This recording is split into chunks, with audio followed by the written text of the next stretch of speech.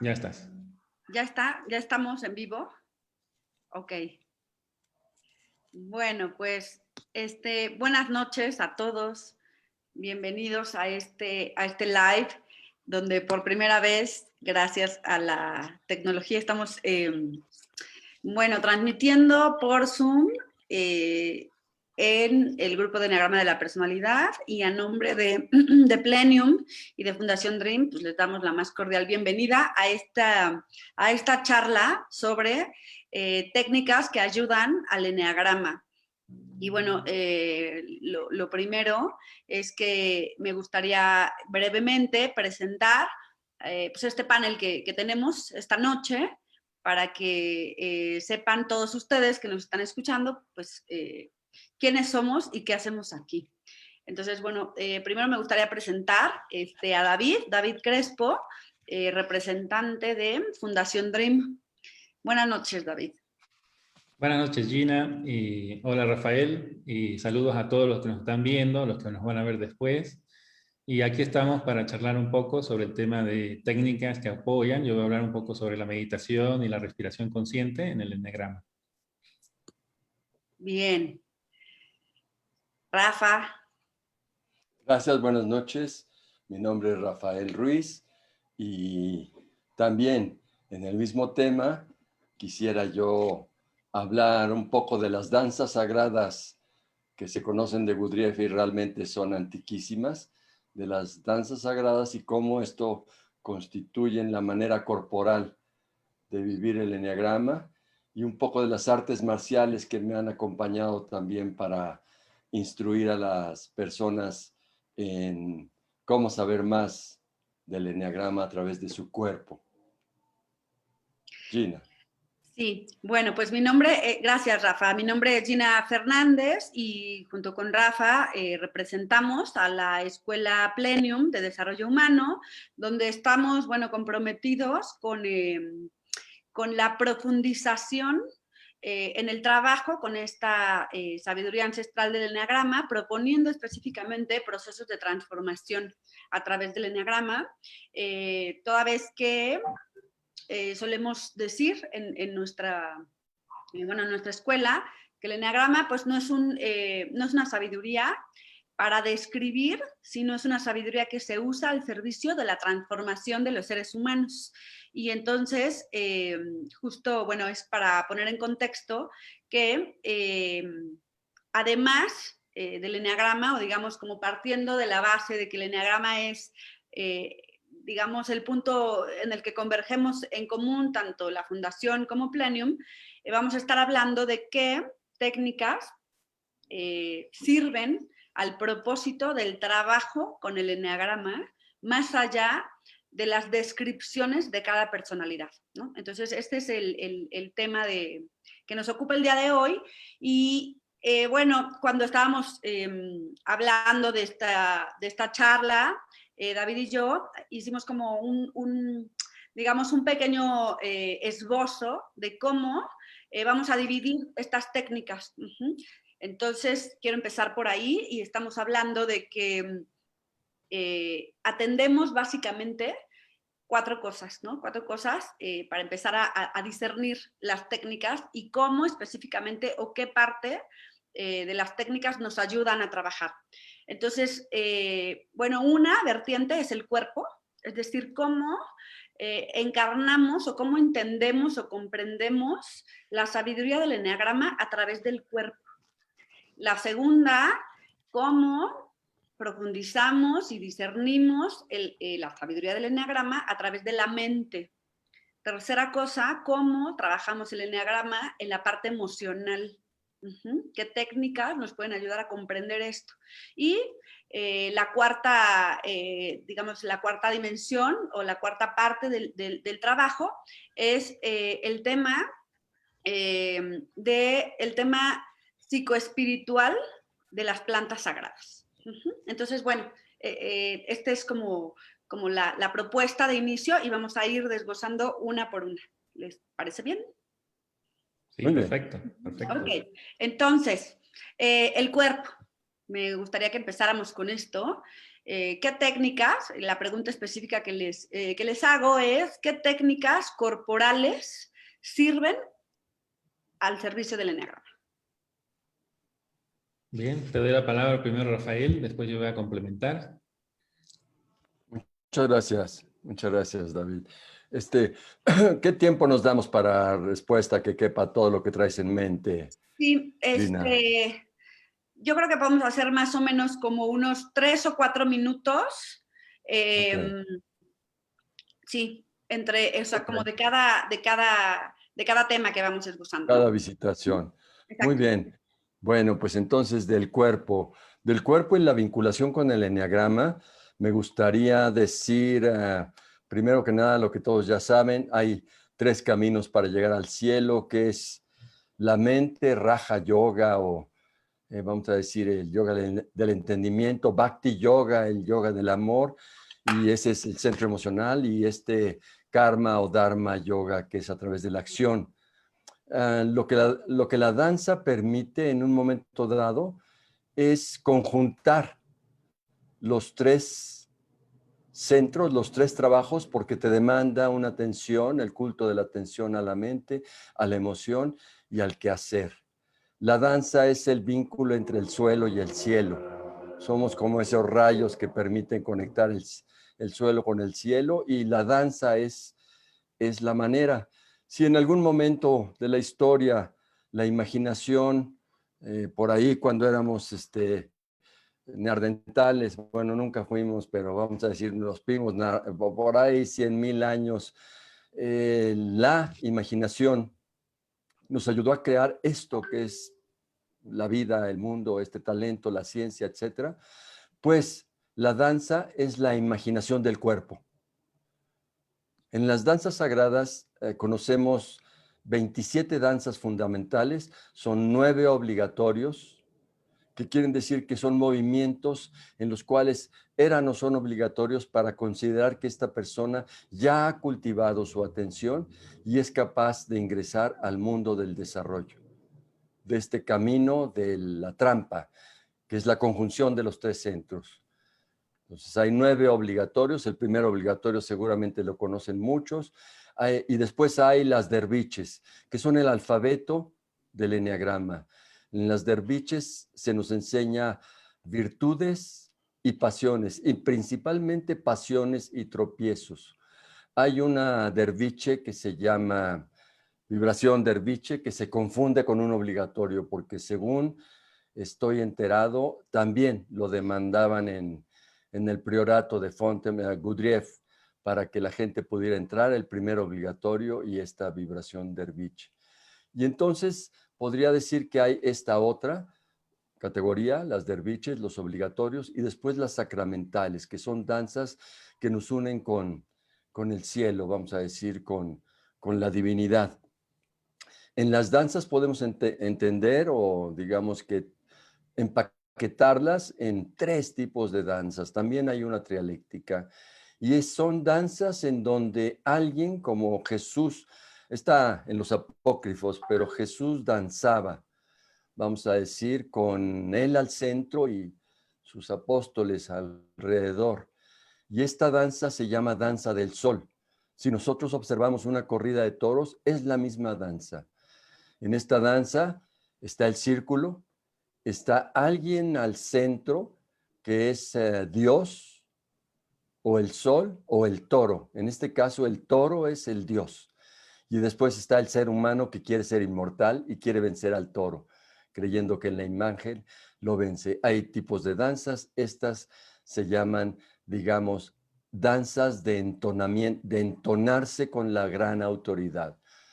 Hay otro tipo de danzas que son circulares solamente, y han visto seguramente las derviches clásicas que están en todas partes, y estas danzas lo que le dan a la posibilidad al cuerpo es de entonar la armonía, porque todos estamos con todos en un momento dado. Y hay unas terceras danzas en donde, por ejemplo, el que está enfrente es al que hay que seguir, al que hay que cultivar, al que hay que admirar. En las danzas sagradas de Gurdjieff, que es este tipo de danzas, siempre hay un instructor que hace el espejo de la danza que están haciendo todos. Y esto es con la finalidad de que todos aprendan del de enfrente, más que nada que todos tengan como espejo al de enfrente. Pero esto también lo hemos visto no solo en las danzas sagradas, sino por ejemplo en el ballet. El público es el Dios. Los que están ahí arriba son los que desempeñan la danza y quieren servir a ese público que es el que representa la autoridad. Las danzas derviches o las danzas de Gurdjieff o los movimientos de atención dividida, que es como se conocen actualmente, tienen entonces la propiedad de exigirle a la mente, porque tienes que tener patrones constantes, conteos precisos, a veces en un idioma, a veces en otra, mezclando nombres, y la mente tiene que estar fina. El corazón es importante porque tienes que amar la danza y al otro, al que está adelante, al que está atrás, al que está junto. Y el cuerpo es la danza del todo. Se han hecho grandes danzas, yo las danzas más grandes que conozco son las de Osho, digamos, grandes movimientos. Yo tuve la oportunidad de organizar una danza en una ceremonia que hizo Claudio Naranjo en Brasil con 700 personas. Creo que es la danza más grande que hemos podido organizar. Y puedo decirles que esa fuerza de estos que quieren sintonizar su mente en un mismo movimiento apolíneo, porque son movimientos que exigen precisión, simetría, belleza, etcétera. También doniciaco, porque son movimientos, y más cuando hay multitudes, en donde hay una efervescencia emocional que arroba hasta el más lento. Y también podríamos decir que son conductuales, porque es la conciencia de que todos somos uno y uno somos todos, y estas danzas se danzan al unísono. Esta exigencia que nos permiten las danzas sagradas, que nos hablan directamente desde el eneagrama, cada postura significa una pasión, una virtud o un tropiezo. Odio, miedo, orgullo, está toda la gama de emociones y repertorio en las danzas, y 27 que conocemos ahora los que practicamos las danzas con mucho ahínco. Y solo les comento para terminar que se sabe que Gurdjieff desarrolló 200 danzas. La danza cúspide se llama La Guerra de los Magos. Y si tienen oportunidad de verla, es algo extraordinario, fascinante. Solo el verla se aprende. En las danzas aprendemos que una manera de aprender es solo ver en silencio. Y esas son las danzas y la vinculación con el eneagrama. Gina. Gracias, Rafa. Gracias por... bueno, es una buena oportunidad para decir que en Plenium vamos a ofrecer próximamente, el siguiente mes, un proceso justo de movimiento corporal en danzas sagradas, ¿verdad? Entonces, David, cuéntanos el cuerpo. Sí, bueno, algo bien interesante que descubren los científicos hace ya más o menos unos 20 años atrás, es que la mente subconsciente tiene su contraparte en el cuerpo físico. Y es bien interesante esto, porque nosotros cuando estamos trabajando el eneagrama, trabajamos a través de la psique, analizando la parte psicológica, a través de la mente. Tratamos de psicoanalizarnos, descubrir cuál es nuestro eneatipo, cuáles son nuestras características, etc. Pero bueno, a través del cuerpo físico también podemos llegar a esas partes del subconsciente que no podemos llegar de manera directa con nuestra mente. Entonces, por eso es importante este tema de la práctica de las danzas, por ejemplo, ¿no? Que desarrolló Gurdjieff. Y véanlo así, es como que nosotros, si queremos trabajar algún aspecto particular del subconsciente, tenemos un código que lo transmitimos a través del cuerpo físico. Es como una frecuencia. Entonces nos sintonizamos con cierta frecuencia en esa danza y logramos entrar en ese estado alterado de conciencia, esa atención doble, y logramos purificar eso que estaba ahí en la mente subconsciente. Entonces, una forma de trabajar. Entonces, por eso es bien importante combinar en el desarrollo del eneagrama actividades físicas, ejercicios, prácticas de meditación, la respiración. En este caso, la respiración es una técnica bien fácil, sencilla, que ayuda a muchas personas que no pueden hacer la meditación de quedarse en silencio, ¿no? Acuérdense que nosotros, por ejemplo, cuando estamos haciendo el proceso integrativo del eneagrama, queremos ir desintegrando esos patrones de pensamiento negativo de cada uno de estos eneatipos. Queremos liberarnos de esas pasiones que hay.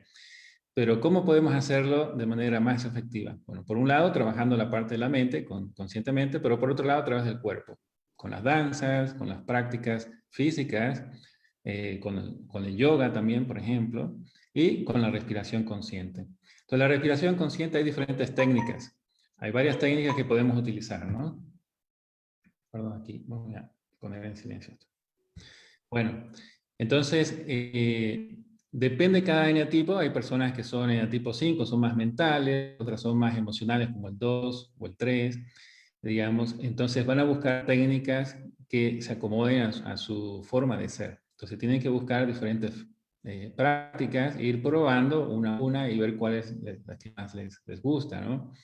Las danzas, por ejemplo, es lo más general para todos. Todos pueden practicar danzas. Es raro a las personas que no les gusta danzar, especialmente cuando se enganchan a esa doble atención que hablaba Rafael, que es muy importante. Es como que uno entra en ese estado alterado de conciencia y empieza a procesar temas que no los podría hacer de otra manera si fuera solamente con la mente, ¿no? Entonces, por eso es importante entrar con el cuerpo, ¿no? Bueno, Gina. Sí, pues bueno, yo quiero abordar una cosa bien básica, ¿no? Nuestro cuerpo, pues es el vehículo, digamos, la materia, pues fehaciente de nuestra experiencia vital en la Tierra, ¿no? Entonces, estamos acostumbrados como a someter a nuestro cuerpo a lo que nuestra mente quiere, ¿no? Y entonces el camino del cuerpo tiene que ver justo al revés, ¿no? Es más bien aprender a escuchar al cuerpo y cómo nuestra personalidad y nuestro carácter principalmente se aloja en nuestro cuerpo. Y esto pues es bien poderoso, ¿no? Porque es cómo mi personalidad se manifiesta en bloqueos corporales. Es más, soy de una determinada forma, mis ojos, mi boca, mis músculos, ¿no? Mi tonicidad, y diría que el cuerpo es una prueba fehaciente. Y aquí otra propuesta de trabajo con el cuerpo es la bioenergética, ¿no? La bioenergética, que tiene que ver con las aportaciones valiosísimas de Wilhelm Reich, donde habla de cómo cada carácter pues, tiene una coraza, ¿no? Una coraza muscular que conviene trabajar y que básicamente tiene que ver con ir dos cosas, tomando conciencia corporal de cómo reaccionamos corporalmente a lo que nos acontece en la vida, ¿no? Y entonces solemos hacer esto o esto o esto o cualquier movimiento y ahí está, ¿no? Ahí está nuestra reacción. Entonces, en la medida en la que profundizamos con esto y tomamos conciencia de cómo me contraigo, de cómo me suelto, así bien como bien claramente con el cuerpo, pues esto nos da oportunidades de transformación a través del cuerpo. Esto es bien importante, ¿no? Entonces la bioenergética es otra posibilidad. En Plenium también tenemos un proceso que tiene que ver con esto. Y una segunda cosa, el cultivo de la presencia a través del cuerpo, ¿no? Pareciera ser que una manera de accesar conscientemente aquí es como estoy aquí, ¿no? Y entonces te invito ahorita a que te des cuenta cómo estás. Si estás rígida o si estás como sosteniendo, es cómo es. Y entonces, ¿cómo aprendes a regularte con esto, no? Entonces, el cuerpo es una manera de cultivar la presencia. Y en la presencia, pues hay sanación. Es más, en la presencia te nos quita lo loco. Entonces, el cuerpo nos dice, nos va diciendo cómo, ¿no? Entonces, aquí esbozamos 3 propuestas, ¿no? Las danzas sagradas, la bioenergética y la respiración consciente, ¿no? Que son caminos corporales para ayudarnos a pasar del análisis y de las descripciones del eneagrama a la experiencia vital en nuestro vehículo de esta sabiduría, ¿verdad? Sí, muy interesante, claro, Ujú. así es. Entonces, así va quedando claro que, bueno, ese es el camino del cuerpo. También está la biodanza, también pues la danza clásica y diría cualquier trabajo que implique movimiento corporal, por un lado, y por otro, toma de conciencia del cuerpo, ¿no? Entonces, bueno, hay muchas técnicas, ¿no? Pero el yoga, como decías, pero sobre todo es la conciencia de que la experiencia se asienta en el cuerpo. ¿Okay? Y luego entonces, habíamos dicho que cuerpo y luego mente. Y aquí, pues vivimos un montón porque pues vivimos en una sociedad pues construida por el neocórtex y por la parte racional.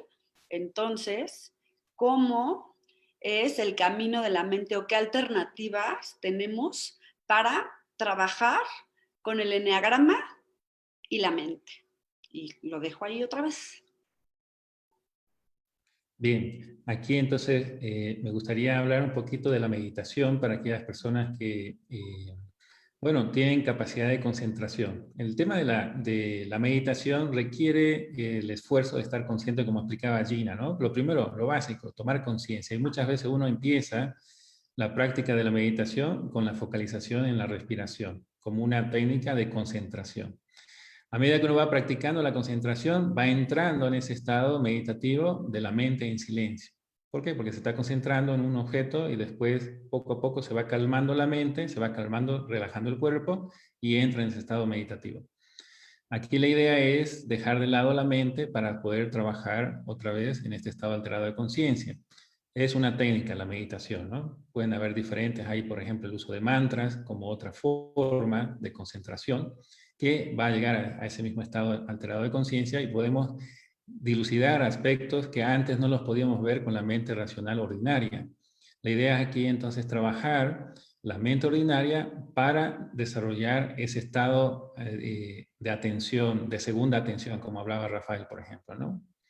Bien, eso es lo que quería comentar sobre este tema. Ok, la meditación entonces. Gracias, David. Rafa. Vinculando lo que dice David y lo que dice Gina, efectivamente, y retomando las danzas como meditación, efectivamente el culto de las danzas sagradas es, como ya lo dijo David, el culto de las tres atenciones, esta trialéctica siempre presente. Atención a ti misma, a ti mismo, atención a tu compañero, compañeros y atención al grupo. Las tres simultáneamente presentes, las tres atenciones. Como ustedes saben, las danzas sagradas son una tradición oral y esto es que solo se enseñan a través de eso, vamos a decir, la práctica misma de la danza. Entonces, en las danzas sagradas, lo que buscamos también es lograr esta cualidad meditativa que bien claro describió David, esta cualidad meditativa, pero aquí en vez de por vacío, a lo mejor por un ocupar todas las partes del cuerpo en una tarea y de esta manera dejar de ser uno el proceso, porque la mente es exquisita aquí y ahora. Yo pienso que la mente tiene pocas utilidades. Yo sé que mis compañeros a lo mejor privilegian el neocórtex como una parte muy inteligente. Yo creo que más inteligente es el cerebro límbico, el cerebro amante, y el reptilíneo es el más sabio, que se está vinculado a todo el cuerpo y curiosamente en la meditación se aquieta. También se abre la coraza, o sea, el cerebro amante, y puede uno recibir. Y también se suspende la mente, y aquí lo vinculo un poco con las artes marciales, con el kendo, la esgrima japonesa, en donde ahí lo importante cuando combates es, primero, vinculando con el eneagrama, darte cuenta si frente a la fricción, frente a la tensión, atacas, te recluyes o te congelas. Ese instante, ese T0 en el que te conoces a ti misma o a ti mismo, porque en crisis no se puede fingir. En el discurso uno puede decir X, Y o Z, o algunas personas se creen un número, otro número. En las artes marciales, en el momento del combate, sale instantáneamente cuál es el número de la persona, porque ya sabemos, 873 atacan sin esperar otra cosa, ni siquiera saber cuántos están ahí enfrente, a diferencia de 954 que nunca toman la oportunidad. Como maestro, uno en muchas ocasiones cede el punto para que el alumno haga un punto y saque un score avanzado, y vemos como 954, aunque ofrezcas un punto, aunque ofrezcas la oportunidad de que te gane un punto del combate, no lo aprovechan. Y vemos también como 1, 2 y 6 entran en rigidez, pensando que ser rígida o ser rígido resuelve la vida. Una manera de vincular, digamos, la mente que observa al cuerpo en las artes marciales son, en el kendo en particular, que es la que ahora practico con más ahínco, es este momento de saber qué vas a hacer en crisis: atacar, huir o congelarte. Es un aprendizaje infinito que se puede lograr a través, sí, de la observancia de la mente en plena conexión con el cuerpo. Gina.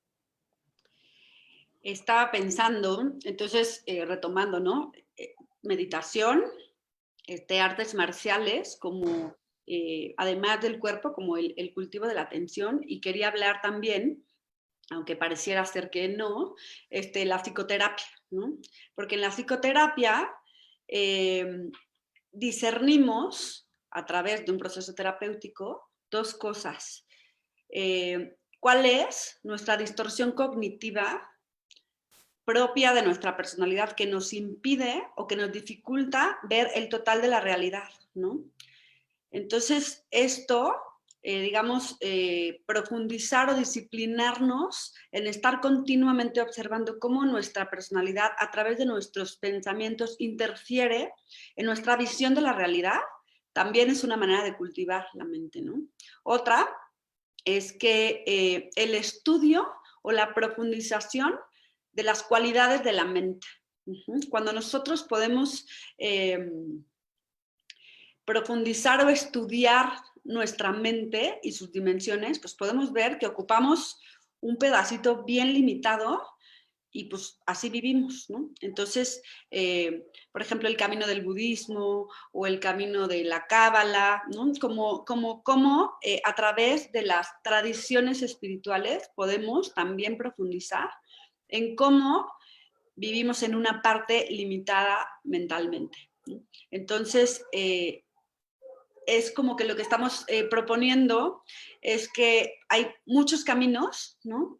Y que lo que es importante es ir atendiendo, ya lo estamos viendo, ¿no? Se está visualizando el cuerpo, el cultivo de la mente a través de lo que elija, pero como en atención concreta a estas partes, ¿verdad?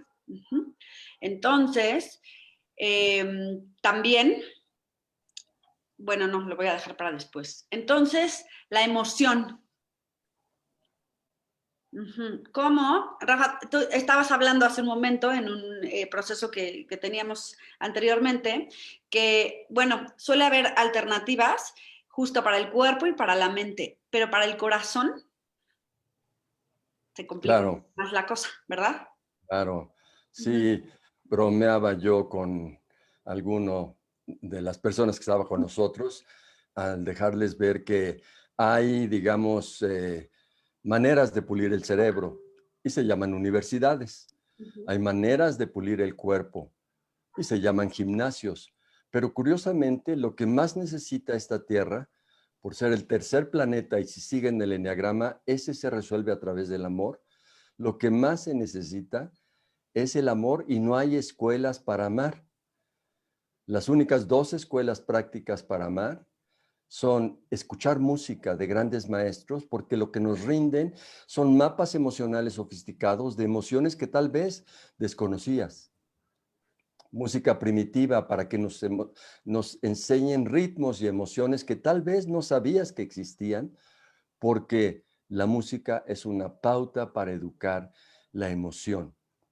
Y entonces ahí la música como educadora y el canto, vinculándolo de nuevo cuerpo, es la manera de que sea el corazón. Pero quiero inquietar aquí a los dos maestros y a nosotros, los que estamos enfrente, de algo que fue una de las frases cáusticas de Gurdjieff, ese Sócrates ruso, vamos a decir. Y Sócrates nos decía, hay tres caminos, Sócrates ruso.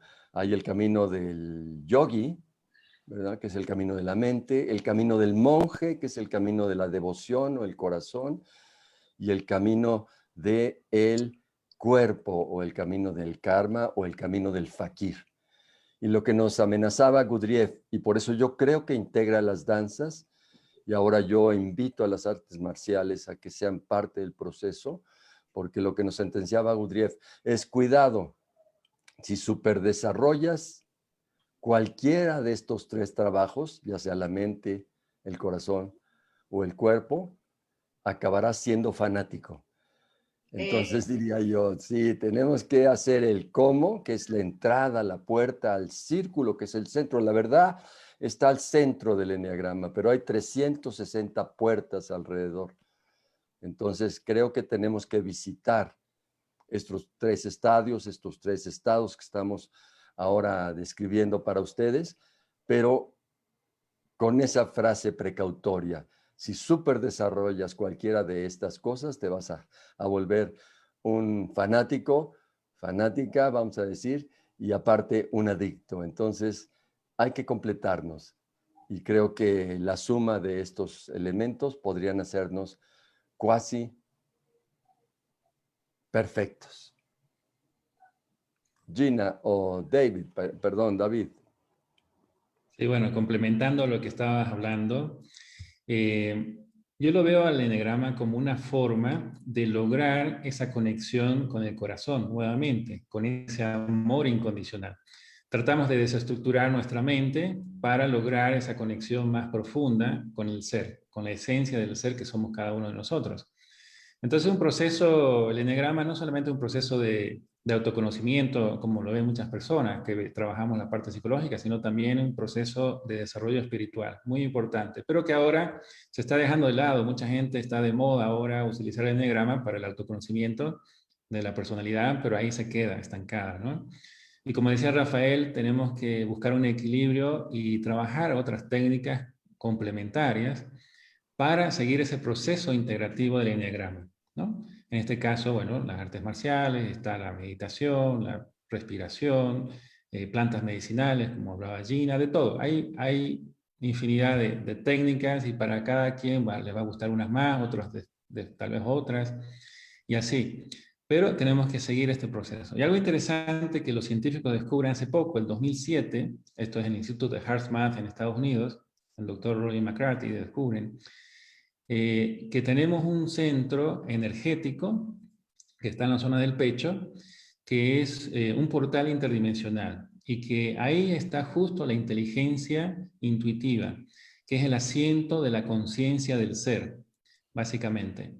¿Y qué pasa? Que, bueno, si nosotros seguimos el proceso de desarrollo espiritual a través del enagrama, eventualmente, siguiendo las prácticas de Gurdjieff, llegábamos a conectarnos mucho más con esa esencia que somos cada uno y se empieza a despertar ese amor incondicional. Por cierto, los científicos esa energía que es ese amor incondicional lo llaman la energía cuántica, una energía benevolente, ¿no? Que va a sanarnos a nosotros y después se va a irradiar a todas las personas alrededor. Básicamente eso. Gina. Estaba pensando que esa energía cuántica que dices, para mí es el amor espontáneo, ¿no? El amor esencial que ya sé nosotros, que ya tenemos y que digamos que está interferido por nuestra personalidad. Entonces diría que el camino de la emoción tiene que ver con algo que Claudio llamaba el camino de la entrega, ¿no? De la entrega y la devoción. Y entonces son prácticas de trance, ¿no? Y entonces, bueno, pues aquí hay un montón, ¿no? Estaba pensando yo específicamente en dos cosas, ¿no? El camino del trance, que puede ser, por ejemplo, cuando canto en un temazcal y canto con devoción y entrega al Gran Espíritu, ¿no? Claro. Entonces ahí lo que estoy haciendo es desarrollar mi amor admirativo. ¿Por quién? Por el Gran Espíritu, ¿no? Otro ejemplo, estoy practicando la entrega y la devoción cuando medito y hago votos de refugio a algo más grande que mí, otra vez amor admirativo, ¿no? Pienso, hablando como de la emoción como desarrollo del amor, ¿no? Que es lo que Claudio nos ha enseñado, ¿no? Cómo a través del camino, fíjense bien, de las relaciones, ¿no? De las relaciones interpersonales, por ejemplo, en el camino de los nativos americanos, con esta frase poderosísima de Mitakuye Oyasin, ¿no? Que es por todas mis relaciones, como ahí en el otro también es la entrega, ¿no? La entrega al otro. Entonces, pensaba también cuando escucho música, ¿no? También ahí hay un ejercicio de entrega, o sea, de entregarme a que por los oídos pues, me rinda eso que está ocurriendo, ¿no? Y otra cosa que se me ocurrió, sí, el Latihan, ¿no? El Latihan, que es un ejercicio espiritual de entrega también. ¿De entrega a qué? Pues a la voluntad de Dios, ¿no? Entonces, aquí mi recomendación personal son dos cosas, ¿no? Entrega a lo divino a través del trance y entrega en nuestras relaciones. ¿Cómo podemos usar nuestras relaciones para desarrollar nuestra capacidad amorosa? Y también pareciera ser que no tiene nada que ver, y sí que tiene que ver, ¿no? Y un poco también hablando de cómo entonces educamos al corazón en el autoconocimiento para dividir nuestro amor de tres formas, ¿no? A nosotros mismos, al otro y a lo divino, porque lo que nos descompone es el equilibrio. Y ahí lo pongo también. Entonces, estamos visualizando que es un trabajal esto del eneagrama, ¿verdad? Sí, es bastante trabajo, bastante trabajo. Pero es muy interesante, muy interesante. Quería complementar aquí con el tema este del estudio del doctor Konstantin Korotkov, un científico ruso que en la década de los 70 empezó a tipificar todas las frecuencias energéticas del cuerpo y que descubrió que las emociones que tenemos todos, que se forman con patrones de pensamiento subconscientes, se van acumulando, es una energía que se va acumulando en ciertas partes del cuerpo, se va cristalizando. Y si esto no se disuelve, poco a poco se va a ir formando una enfermedad física, se manifiesta después la enfermedad física. Entonces, cuando hacemos el proceso integrativo del eneagrama y estamos trabajando con cada uno de los eneatipos, estamos desestructurando esos patrones de pensamiento negativos que están en alguna parte del cuerpo. Y eso, a medida que vamos trabajando, nos va sanando, nos va haciendo más ligeros, más livianos, nos conectamos más con nuestro ser, somos más alegres y estamos siendo más amorosos con nosotros, primero que nada, y después hacia los demás, ¿no? Nos vamos conectando más con la vida. Y, Rafa. Sí. Ahora me gustaría vincular un poco con el discurso de Gina, de David, vincular este aspecto del trance y vamos a decir la trascendencia eneagrámica. Sí.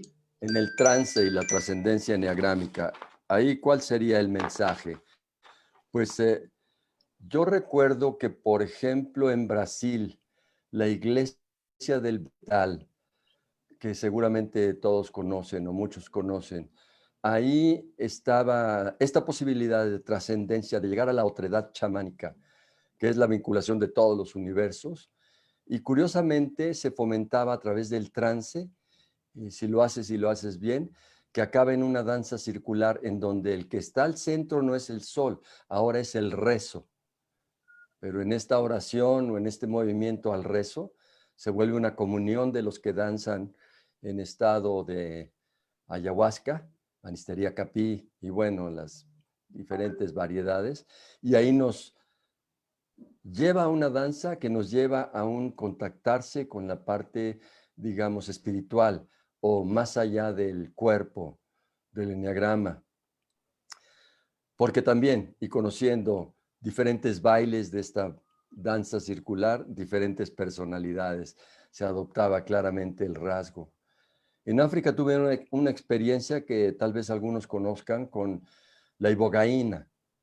La iboga que se utiliza, bueno, en África la utilizan para descubrir en dónde se perdieron tus vacas en caso de que se pierdan, o etcétera, etcétera. Les permite conectarse bestialmente unos con otros.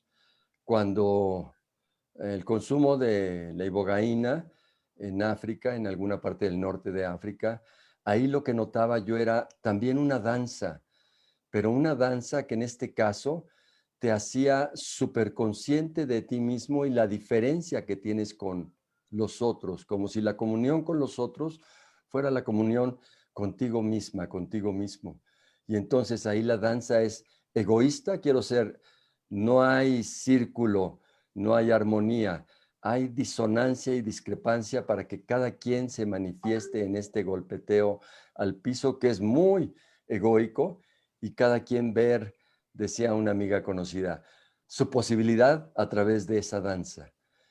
Y me lleva a otra planta o a otro método de trascendencia, vamos a decir, que son el LSD, y que los que han estado en fiestas norteamericanas o grandes rituales como Woodstock o muchos otros que ahora se repiten por todas partes, ahí la danza es de alguna manera egoica, porque cada número danza de su propia muy diferente manera, pero todos en esa soltura que te obliga y te avienta el ácido lisérgico, estar teniendo o pudiendo danzar tu propia danza para vincularte con el trance y con aquello de lo intangible, de lo que no se puede tocar en esta dimensión.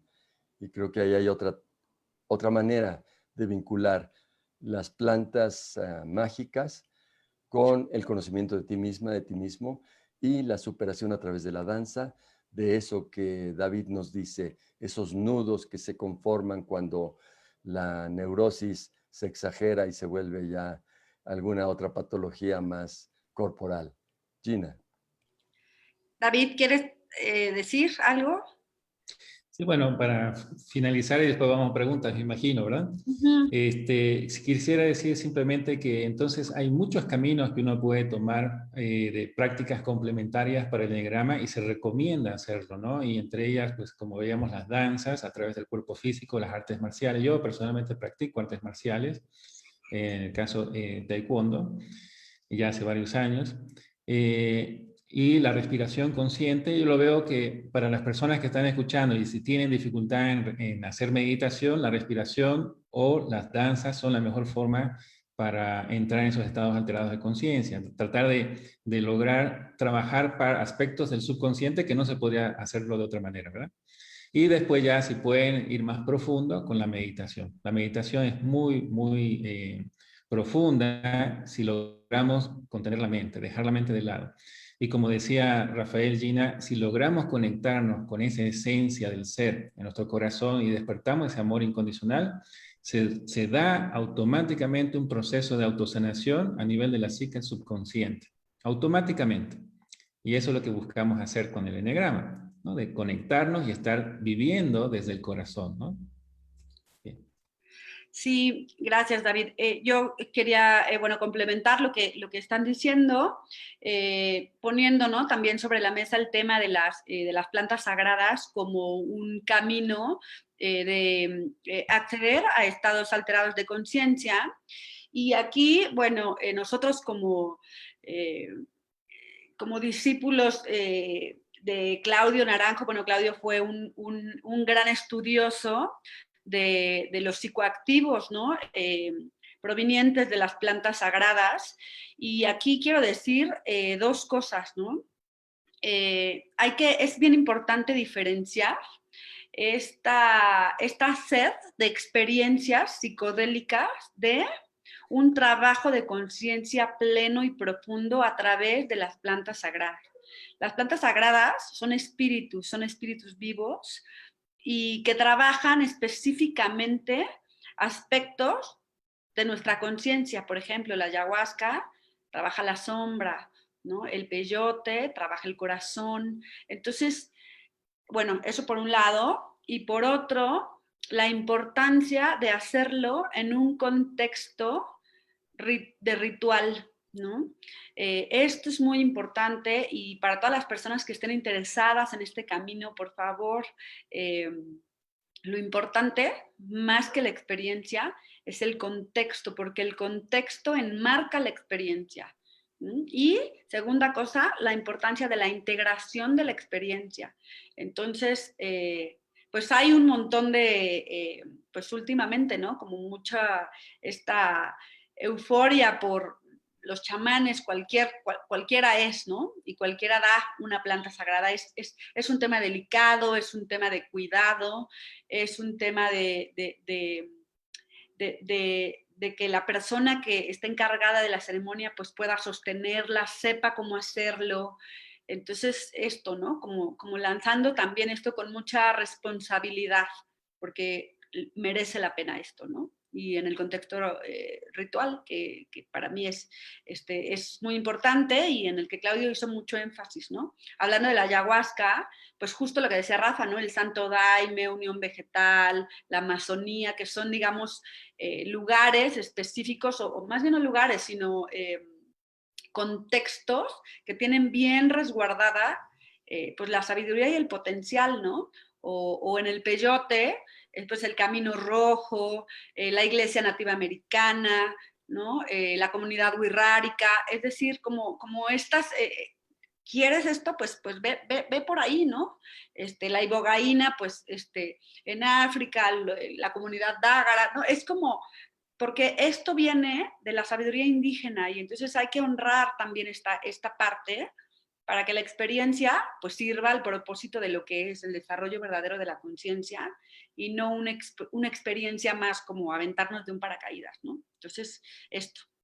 Bueno, pues, ¿les parece bien si respondemos algunas preguntas? Estoy bastante perdida. Yo no sé, David, si tú ves preguntas.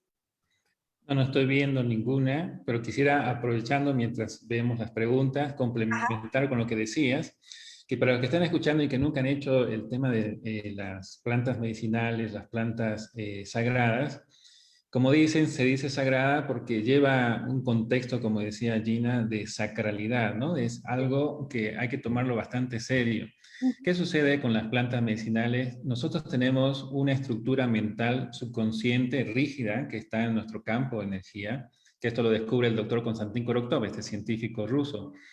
Y cuando nosotros ingerimos esta planta sagrada, este campo de energía que vendría a ser la estructura de la mente subconsciente, se empieza a expandir.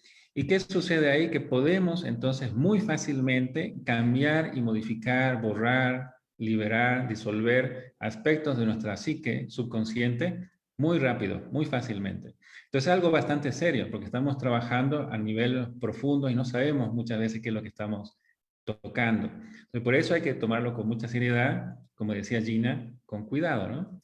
Y bueno, y después tenía otro proceso que es después de que pasa el efecto, se viene a comprimir otra vez la mente, la estructura mental se comprime y no se acomoda correctamente del todo como antes. Entonces tenemos un proceso de integración que hay que hacer después de la práctica. Es muy importante eso. Entonces esto lo menciono solamente para complementar lo que decía Gina, muy acertado y bueno, así es. Gina es experta por si acaso en el tema de las plantas medicinales. Bueno, experta no, pero un poco. Sí, dilo. Entonces, esto, querida comunidad, ¿no? Responsabilidad, conciencia, respeto, sacralidad e integración después, ¿no? Hay terapeutas o habemos terapeutas, digamos, enfocados en la integración de la experiencia, ¿no? Que también es importante. Entonces, yo no sé de dónde, las preguntas aparecerán de alguna parte. ¿Tú tienes alguna pregunta, David? Bueno, complementando entonces con el tema de la meditación, es algo muy interesante. Este es otro estudio científico que les puedo dar, que este centro del corazón tiene un campo electromagnético que es 5.000 veces más fuerte que el de la mente. Entonces, ¿qué sucede? Que a veces nosotros cuando estamos trabajando con el enneagrama, estamos trabajando con una intención, la intención que viene originada desde la mente, desde el pensamiento egoico. que tiene su energía, tiene su fuerza.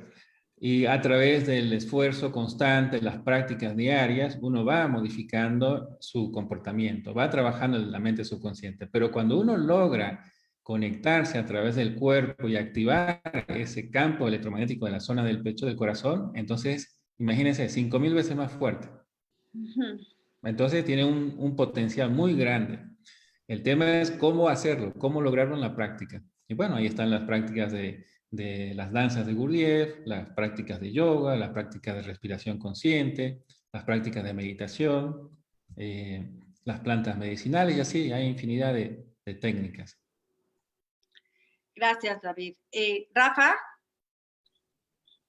Sí. ¿De qué te quieres, Rafa? De las preguntas, que seguramente no las quiere usted leer, maestra, pero ahí están. No las encuentro. Pues yo creo que la gente está ya muy clara con todo. Sí, preguntan en dónde sería, digamos, adecuado tener el contacto, la cercanía con esta, digamos, actitud respetuosa y dentro del contexto debido para seguir estas diferentes plantas de poder vinculadas con el autoconocimiento o la trascendencia. Maestra Gina, ¿usted qué nos dice? ¿Dónde?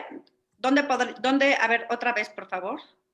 Sí, ¿en dónde sería mejor, digamos, si quiere uno tener contacto con algunas de estas plantas de poder o plantas mágicas o plantas sagradas? ¿En dónde sería adecuado para poder estar en contexto y aprovechar la experiencia? Sí, bueno, ¿está bien si contesto yo? Ok, entonces, ayahuasca, ¿no? Ayahuasca, que es una planta que, bueno, está, digamos, de moda. Esto, ¿no? Santo Daime, o sea, Santo Daime, en México hay comunidades del Santo Daime. Otra opción es Unión Vegetal, o en la Amazonía, ¿no? A mí hay una claridad que les quiero compartir, ¿no? A veces es mejor consumir la planta de donde eres, ¿no? La planta de tu país, de tu raíz, ¿no? Entonces, mexicanos que nos escuchan, pues tenemos el jicuri, ¿no? Si estás en Colombia, si estás en Ecuador, pues el yagué, ¿no? Es como, por ahí, hay un chorro de, si tú vas a Facebook, pues hay un montón de gente que lo ofrece, ¿no? Pero yo diría ayahuasca en esta parte, ¿no? El jicuri, el camino rojo, o los wixárikas, ¿no? Que son quienes resguardan esta sabiduría, ¿vale? Esto es lo que diría. Pues hasta ahí lo dejo.